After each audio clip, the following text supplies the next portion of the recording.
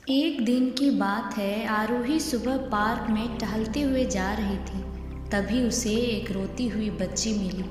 आरोही ने उससे रोने का कारण पूछा तो लड़की ने बताया कि वह जिस गुड़िया से खेल रही थी वह इसी पार्क में कहीं खो गई है। आरोही ने उस बच्ची को उसकी गुड़िया ढूंढ लाने का आश्वासन दिया, जिससे वह बच्ची चुप हो गई। आरोही ने गुड़िया ढूंढने के लिए समय मांगी और दूसरे दिन गुड़िया लाने का वादा करके वहाँ से चली गई। पर गुड़िया ना तो आरोही को मिली और ना ही उस बच्ची को। आरोही ने गुड़िया की तरफ से एक काल्पनिक पत्र उस बच्ची को लिखी और जब वह बच्ची पार्क में गुड़िया पाने की आशा में आई तो आरोही ने वह पत्र उस बच्ची को पढ़कर सुनाया। पत्र कुछ इस प्रकार था।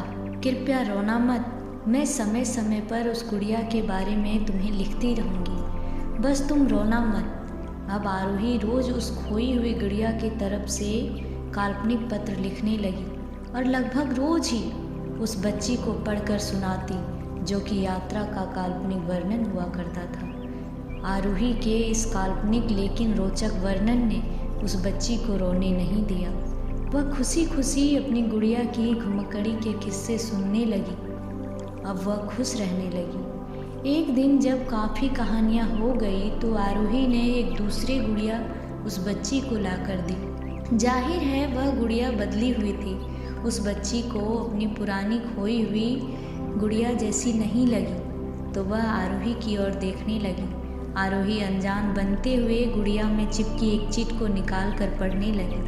उसमें लिखा हुआ था, यह मैं ही हूँ, तुम्हारी वाली गुड़िया जो पार्क में खो गई थी। दुनिया भर की लंबी यात्रा की वजह से मैं थोड़ी बदल गई हूँ। बच्ची को इस गुड़िया और आरोही पर विश्वास हो गया। वह गुड़िया लेकर घर चली गई।